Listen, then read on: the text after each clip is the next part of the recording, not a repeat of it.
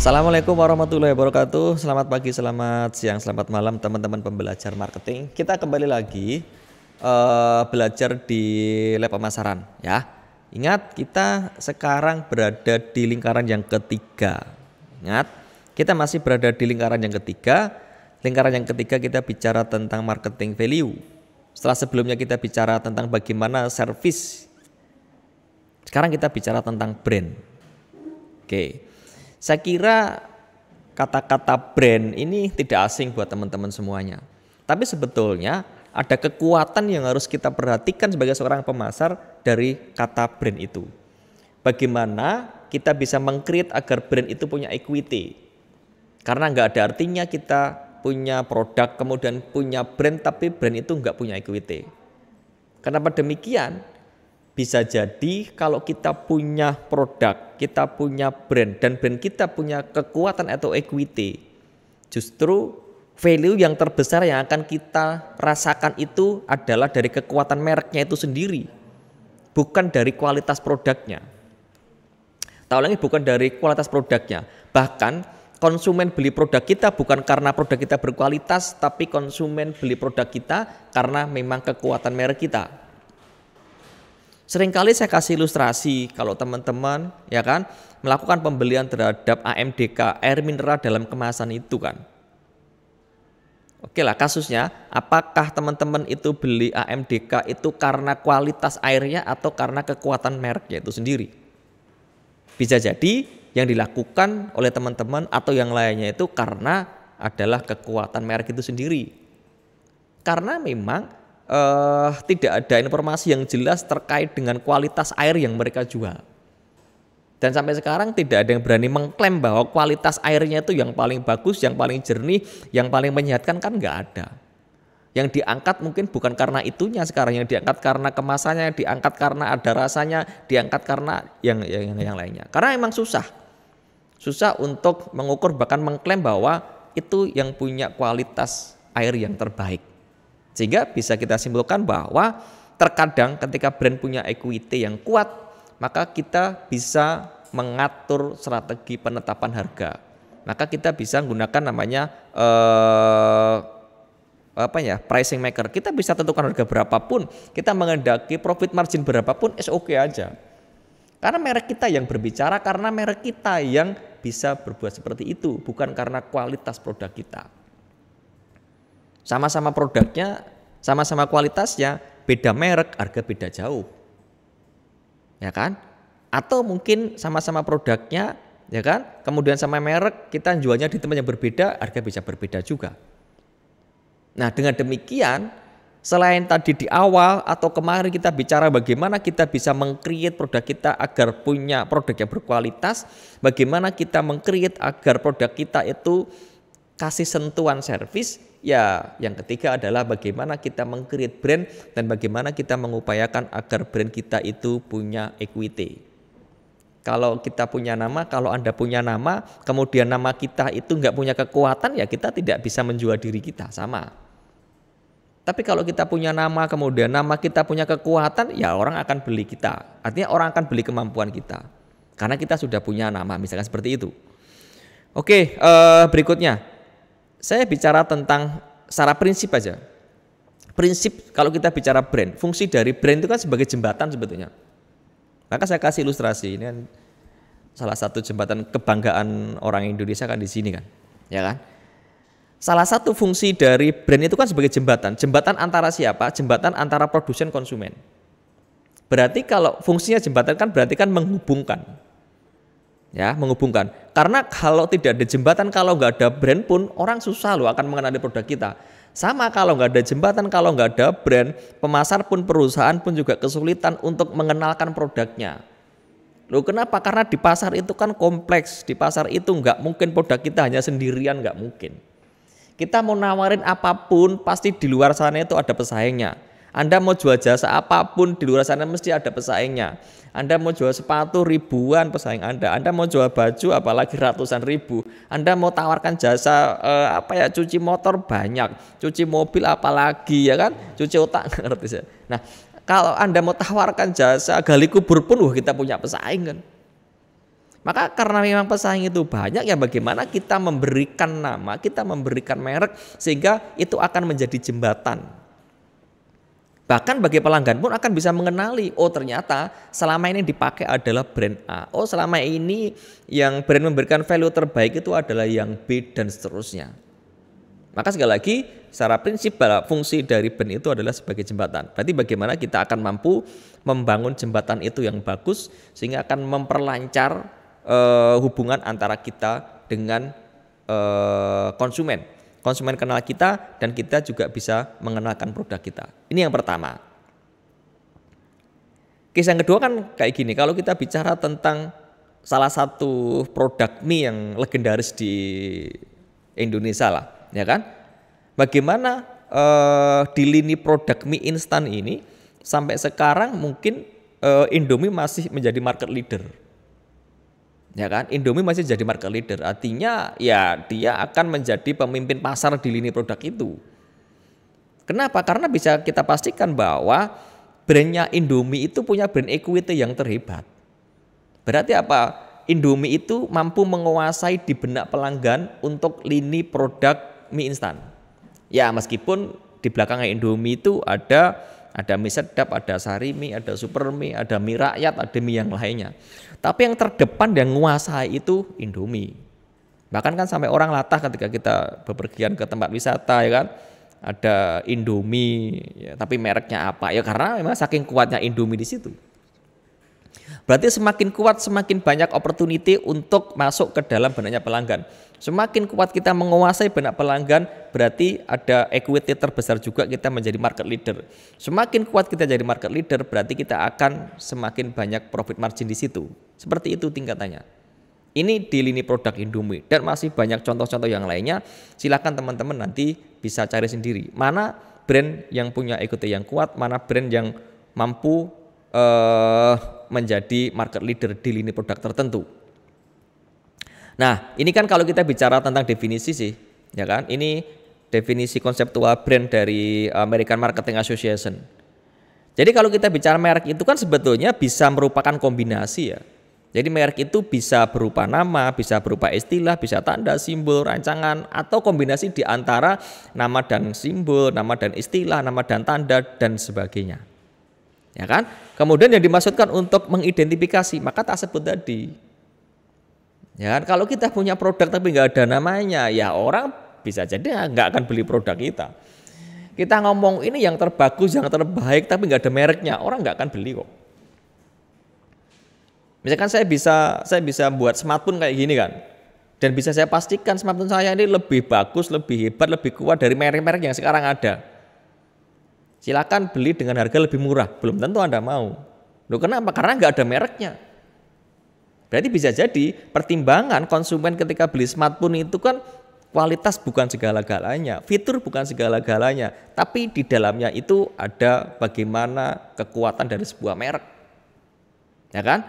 Maka di sini kan yang tujuannya adalah pertama mengidentifikasi, nah kemudian sebagai pembeda antara produk kita dengan produk pesaing. Kalau kita sebagai market pionir, kalau kita sebagai market leader, kita mesti berusaha meng-create brand itu agar benar-benar berbeda. Tapi satu hal yang bikin kita kesel apa yang dilakukan oleh market follower. Market follower itu namanya aja market follower. Dia akan create produk sudah mirip dengan produk kita dan dia kasih label pun mirip dengan kita. Berarti kan sudah menyalahi dari kodrat definisi konseptual. Dia bikin merek itu bukan sebagai pembeda, tapi dia bikin merek itu yang menyerupai, mirip-mirip banget itu kan, mirip-mirip banget, ya kan? Satunya bilang Aqua, satunya bilang Aquaria, misalkan. Satunya bilang Samsung, satunya bilang Samsul, misalkan. Satunya ngomong saya Sony pakai Y, sini Sony pakai I, gitu kan, dan sebagainya. Nah, itu kan berarti sudah dari sisi konseptual udah salah, karena dia tidak mau membedakan, tapi dia pengennya menyerupai. Dan itu ada di pasar. Dan itu siapa? Itu adalah perilakunya market follower. Karena market follower itu namanya aja market follower. Dia meniru, siapa yang ditiru ya pasti market leader. Kalau dia niru tapi dia mau benar-benar berbeda ya itu mesti karakteristik dari market challenger. Dia akan serang, dia akan gempur, dia tunjukkan bahwa mereknya berbeda. Seperti itu. Nah, maka saking pentingnya merek itu dikatakan bahwa merek itu sebagai value indikator, ya kan? Konsepnya Mark Plus, Hermawan Kartajaya, Iwan Setiawan, Philip Kotler dia ngomong, saking pentingnya merek itu, merek dikatakan sebagai value indikator. Indikator yang menggambarkan seberapa kokoh dan solidnya value yang ditawarkan kepada pelanggan. Ini saking pentingnya merek. Ya kan? Ini sudah kita sebut tadi, bagaimana merek dikatakan sebagai value indikator. Makanya merek itu menjadi lingkaran yang ketiga, marketing value di sini. Nah, terus kayak gini kan. Berarti bagi seorang pemasar itu nama penting. Meskipun ada orang mengatakan, seorang pujangga mengatakan, apalah arti sebuah nama? Iya. Tapi kalau bagi marketing nama itu penting. Kecuali satu kasus ketika nanti akan muncul namanya the end of brand. Ini. Kalau namanya sudah muncul fenomena the end of brand, ini akan berlaku untuk praktisi pemasaran. Dan sekarang udah mulai nampak. The end of brand ini akan terjadi, the end of brand akan terjadi ketika memang produk-produk yang ada di pasar itu, ya kan, akan mampu menawarkan value yang sama, persis sama. Nah, ketika semua produk menawarkan value yang sama, maka merek itu akan diabaikan. Merek akan diabaikan. Sering saya kasih contoh, sering saya kasih ilustrasi. Di smartphone teman-teman semuanya itu rata-rata ada lebih dari satu aplikasi layanan transportasi online. Ya kan? Misalkan ada Gojek iya, kemudian ada Grab iya, atau ada yang lainnya. Loh kenapa? Loh karena memang di antara 1, 2, dan 3 ini kan menawarkan value yang hampir sama. Apa yang ditawarkan di sini ada di sini, yang di sini ada, semuanya ada. Ya kan? Nah terus apa yang dipertimbangkan? Ketika hari ini Anda pakai Grab dan besok Anda pakai Gojek, kan bukan karena mereknya, bukan. Tapi kenapa Anda pilih Grab hari ini tapi besok Anda pilih Gojek? Karena pertimbangannya adalah di antara 1, 2, 3 ini, mana hari ini yang menawarkan potongan untuk Anda selesai. Mana yang menawarkan diskon terbesar untuk Anda. Jadi kalau Anda mengatakan, oh saya ini loyal ke Grab, saya nggak percaya. Saya loyal ke Gojek, saya nggak percaya. Loh buktinya apa? Di aplikasi aja ada lebih dari satu kok. Anda mengatakan aku setia dengan si A, tapi di dompetmu ada fotonya ABC, nggak mungkin kan. Nah ini menggambarkan kalau nanti memang bisa mengatakan value yang sama, maka merek akan semakin lemah kekuatannya. Jadi end of brand akan terjadi. Ya kan? Nah case yang lainnya, oke lah kapan-kapan kita bisa diskusi lagi. Kayak gini kan? Ini beberapa contoh juga. Ini terjadi ketika dulu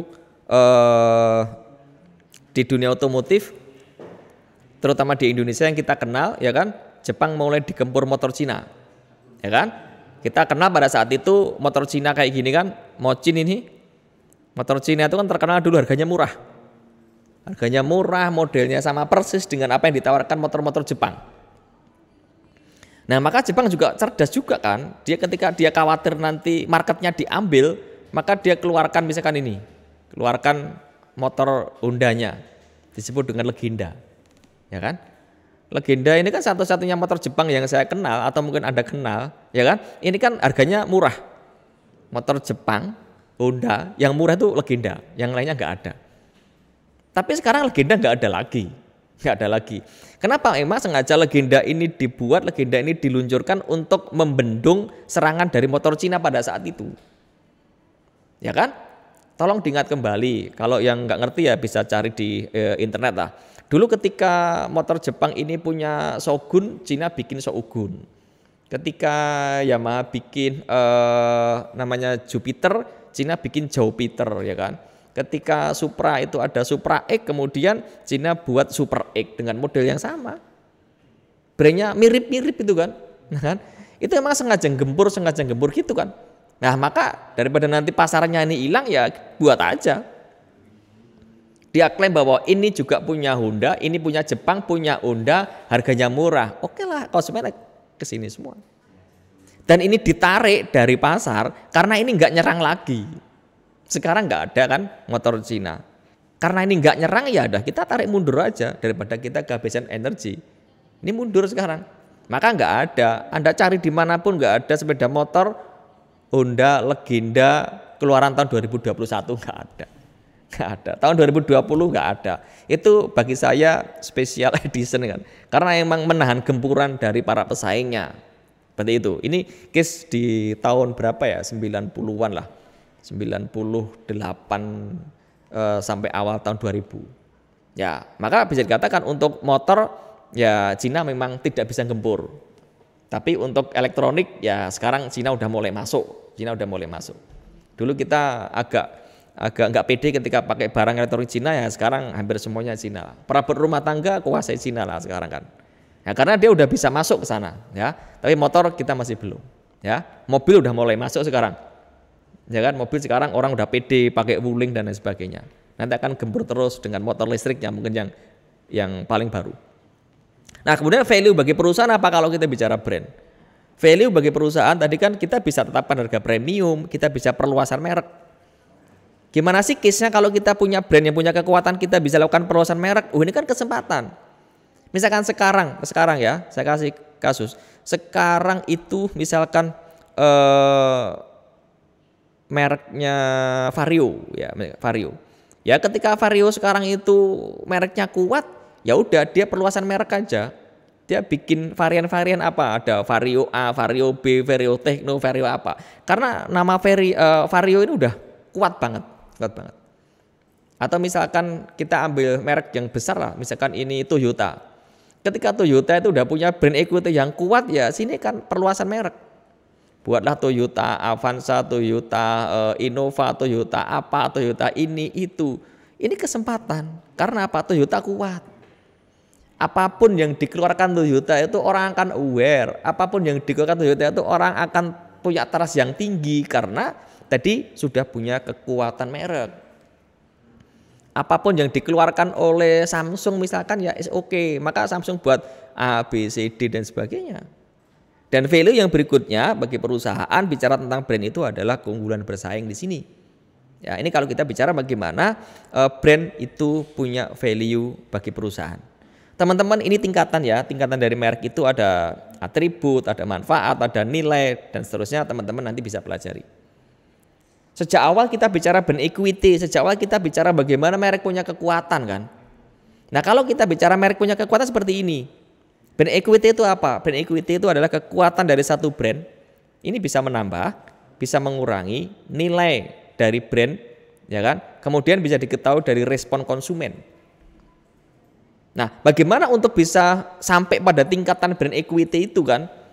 Kita bisa melalui yang pertama adalah tingkatan brand awareness, kemudian brand association, kemudian brand quality, dan terakhir adalah ke brand loyalty. Brand awareness, teman-teman pasti paham lah bagaimana kesanggupan seseorang itu mungkin untuk mengenali atau mengingat untuk lini produk tertentu. Orang aware tentang merek kita. Kalau kita bicara tentang smartphone, apa yang kita ingat tentang merek-merek smartphone? Ada Oppo, ada Vivo, ada Asus, ada apa, dan berarti kan orang aware tentang produk kita. Ini brand awareness ini kan. Kesanggupan seseorang untuk mengenali atau mengingat kembali bahwa satu merek merupakan bagian dari kategori produk tertentu misalkan sini. Nah, awareness juga ada tingkatannya. Awareness yang paling tinggi, yang paling diharapkan oleh pemasar itu bagaimana sampai pada tingkatan TOM, top of mind di sini. Ya kan? Ini tingkatan yang paling luar ini. Unaware of brand ya berarti kan tidak aware sama sekali, nggak ngerti loh kalau itu produk A, nggak ngerti loh kalau produk itu ternyata masuk dalam lini produk B. Ini mulai ada brand recognition, ada brand recall, dan yang paling diharapkan adalah TOM, top of mind.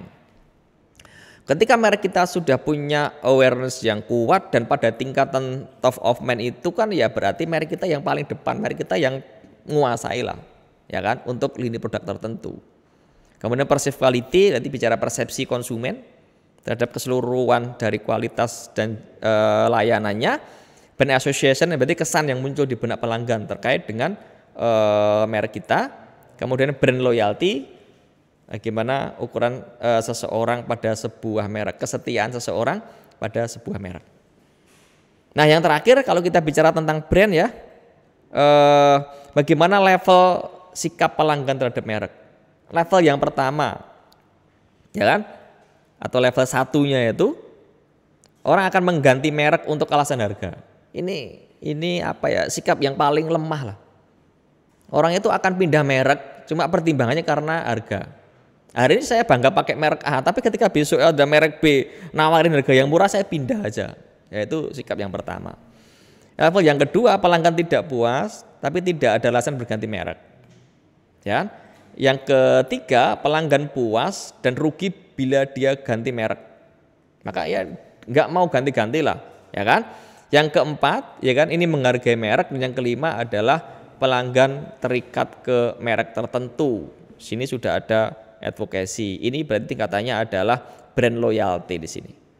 Ini level sikap pelanggan terhadap merek.